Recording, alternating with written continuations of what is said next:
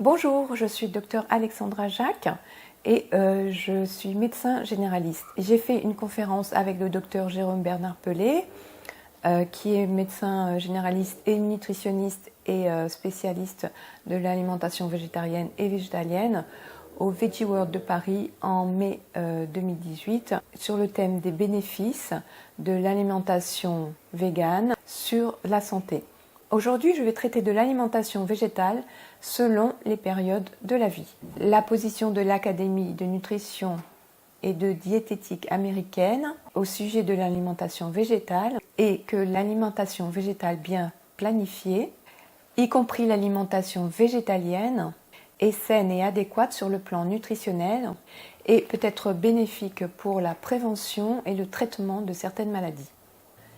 Cette alimentation est appropriée à toutes les périodes de la vie, notamment la grossesse, l'allaitement, la petite enfance, l'enfance, l'adolescence, le troisième âge et pour les sportifs.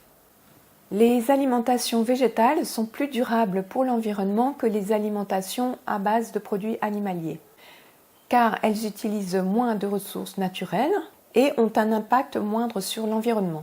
Les végétariens et les végétaliens sont moins susceptibles de souffrir de certaines maladies, y compris les maladies cardiovasculaires, les cardiopathies ischémiques et le diabète de type 2, l'hypertension, certains types de cancers et l'obésité.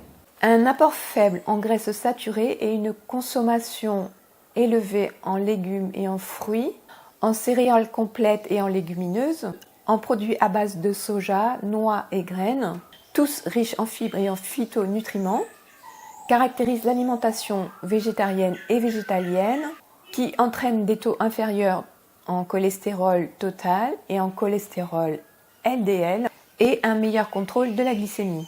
Ces facteurs contribuent à la réduction des maladies chroniques. Les végétaliens ont besoin d'une source fiable en vitamine B12, comme les aliments enrichis ou les compléments. L'alimentation végétale selon les périodes de la vie. Les alimentations végétaliennes, lacto-végétariennes ou ovo-lacto-végétariennes, bien planifiées, sont adaptées à tous les âges de la vie. Elles satisfont les besoins nutritionnels et favorisent une croissance normale à tous les stades de la vie, dont la grossesse, l'allaitement, la petite enfance, l'enfance et l'adolescence, le troisième âge, ainsi qu'aux sportifs. En ce qui concerne la grossesse et l'allaitement, des travaux peu nombreux indiquent qu'avec des apports alimentaires adéquats, la grossesse chez les végétariennes, notamment en termes de poids à la naissance et de durée de grossesse, donne des résultats semblables à la grossesse des femmes non végétariennes. L'alimentation végétarienne durant le premier trimestre de grossesse, une alimentation maternelle riche en végétaux, peut réduire le risque de complications dues à la grossesse, telles que le diabète gestationnel. L'article de l'Académie de nutrition et de diététique américaine, Nutrition and Lifestyle for a Healthy Pregnancy Outcome, fournit des conseils adaptés pour les végétariennes enceintes. Il met l'accent sur le fer, le zinc, la vitamine B12 et sur les acides EPA, DHA. Les végétariennes enceintes peuvent avoir des apports en fer supérieurs aux non végétariennes et ont plus tendance à utiliser des compléments alimentaires en fer. Mais en raison de la possibilité d'apport inadapté et de possibilité de carence en fer, il est recommandé de se complémenter en fer à raison d'un dosage de 30 mg pendant la grossesse. La dose recommandée en fer peut être administrée par un complément alimentaire en prénatal, un complément de fer séparé ou une combinaison des deux. En raison de besoins plus élevés de zinc pendant la grossesse, dans l'alimentation des céréales et des légumineuses riches en phytates, il est recommandé d'augmenter l'apport en zinc et d'utiliser des techniques de préparation culinaire améliorant la biodisponibilité, à savoir germination des légumineuses. Les végétariennes et les végétaliennes enceintes ont besoin d'un apport en vitamine B12 régulier et adapté ou d'une complémentation.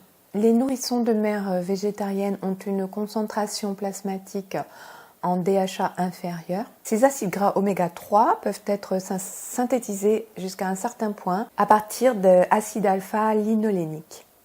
Mais les taux de conversion sont faibles, bien qu'améliorés quelque peu durant la grossesse.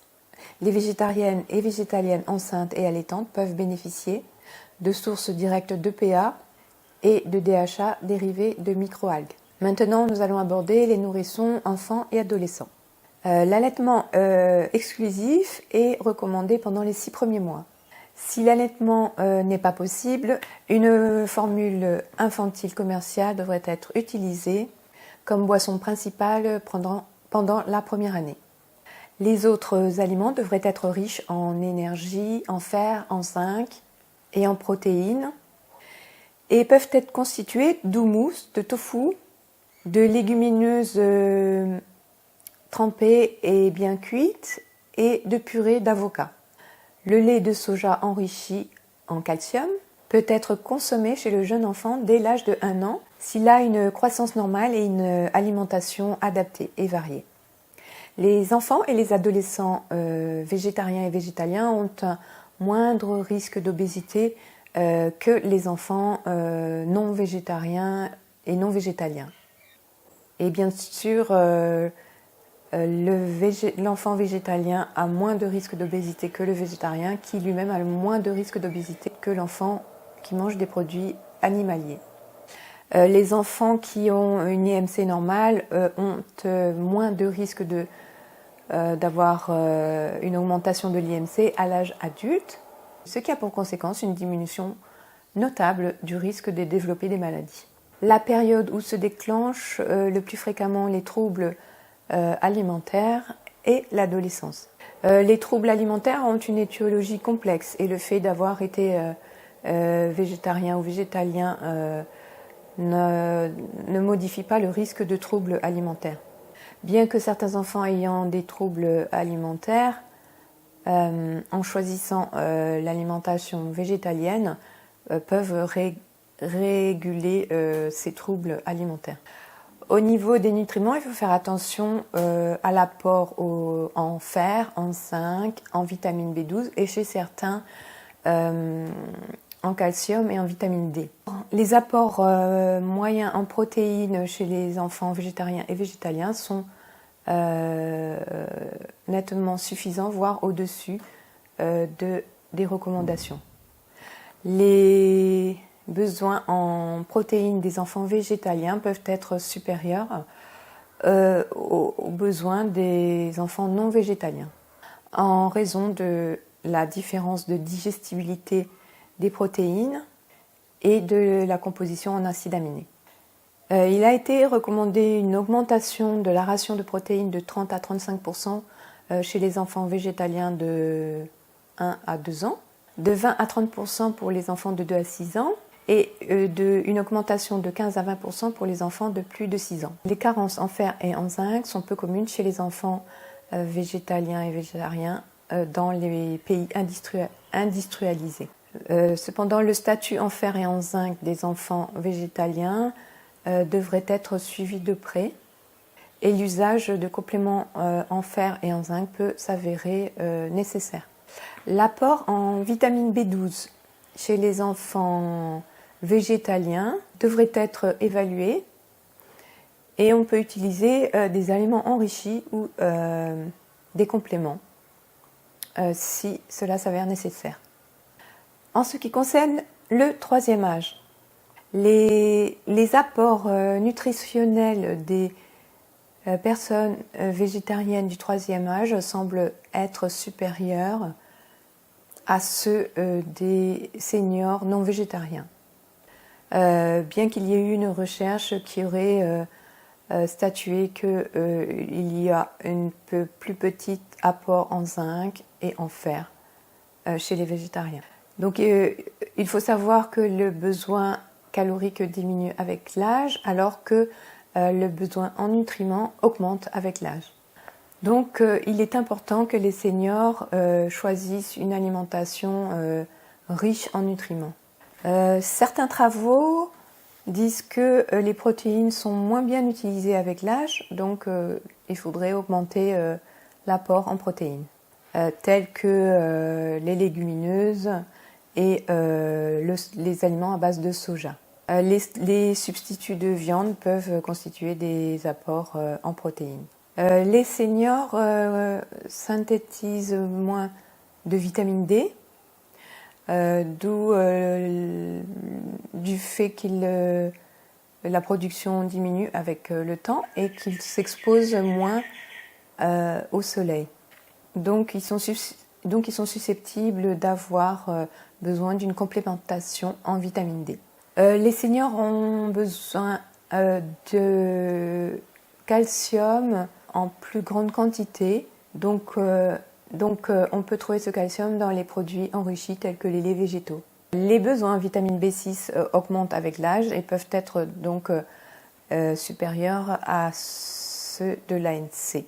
La gastrite atrophique est plus fréquente chez les plus de 50 ans et elle peut diminuer l'absorption en vitamine B12 à partir des aliments d'origine animale.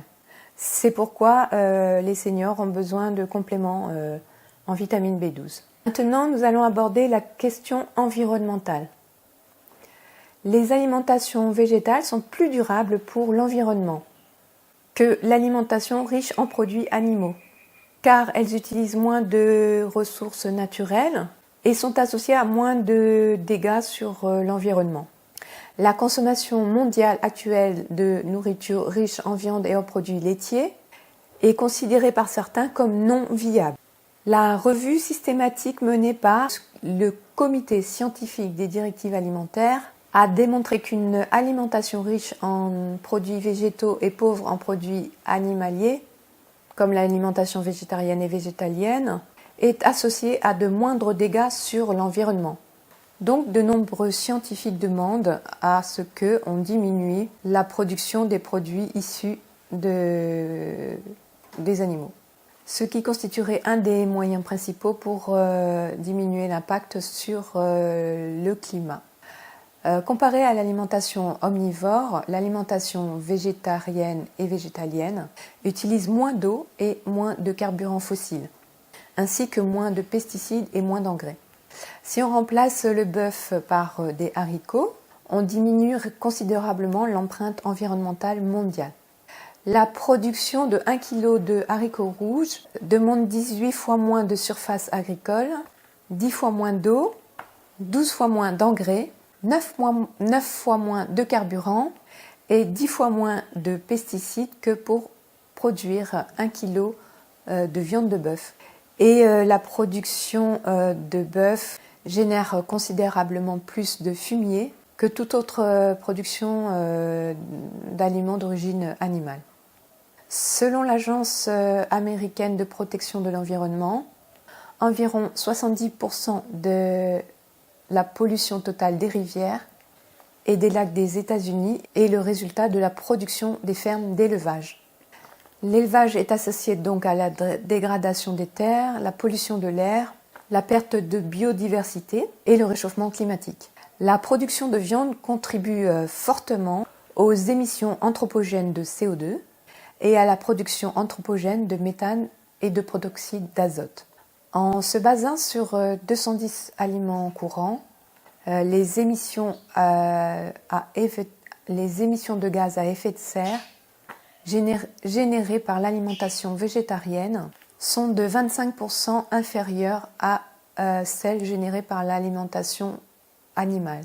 Et une alimentation végétalienne peut entraîner une réduction de plus de 50% des émissions de gaz à effet de serre en comparaison à une alimentation non végétarienne et non végétalienne. Bien que des nouvelles technologies sont disponibles au niveau de l'élevage, une étude récente a démontré que les émissions de gaz à effet de serre dues à la production et à la consommation de produits animaux n'étaient réduites que de 9% par rapport à une production animale plus efficace. Donc les auteurs concluent que les réductions de gaz à effet de serre nécessaires pour atteindre la cible de température mondiale impliquent une contrainte sévère sur la consommation mondiale et à long terme d'aliments d'origine animale. D'autres ont suggéré que la réduction de production animale a plus de potentiel pour réduire la production des gaz à effet de serre qu'une atténuation des émissions par voie technologique ou des mesures d'amélioration de la productivité.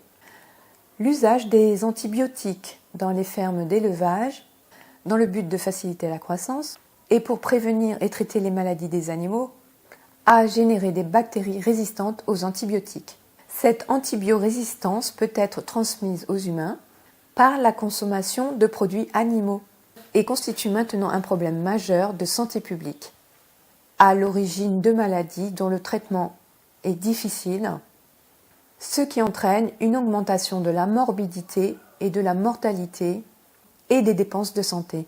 Donc pour résumer, sur la position de l'Académie de nutrition et de diététique, c'est que l'alimentation végétale bien planifiée, végétarienne y compris végétalienne, est saine et adéquate sur un plan nutritionnel et peut être bénéfique sur la prévention et le traitement de certaines maladies. Cette alimentation est adaptée et appropriée à tous les âges de la vie, notamment la grossesse, l'allaitement, la petite enfance, l'enfance, l'adolescence et le troisième âge, ainsi que chez les sportifs. Les alimentations végétariennes et végétaliennes sont plus durables pour l'environnement que l'alimentation riche en produits animaliers, car elles utilisent moins de ressources naturelles et ont un impact bien moindre sur l'environnement. Les végétariens et les végétaliens sont moins susceptibles de souffrir de certaines maladies, y compris les cardiopathies ischémiques, le diabète de type 2 et l'hypertension, certains cancers et l'obésité. Un apport faible en graisses saturées et une consommation riche en fruits, légumes, légumineuses, oléagineux, céréales complètes, produits à base de soja, les noix, les graines, qui sont tous riches en fibres et en phytonutriments. Donc tout cela caractérise l'alimentation végétarienne et végétalienne, qui entraîne des taux inférieurs de cholestérol total et LDL, et un meilleur contrôle de la glycémie.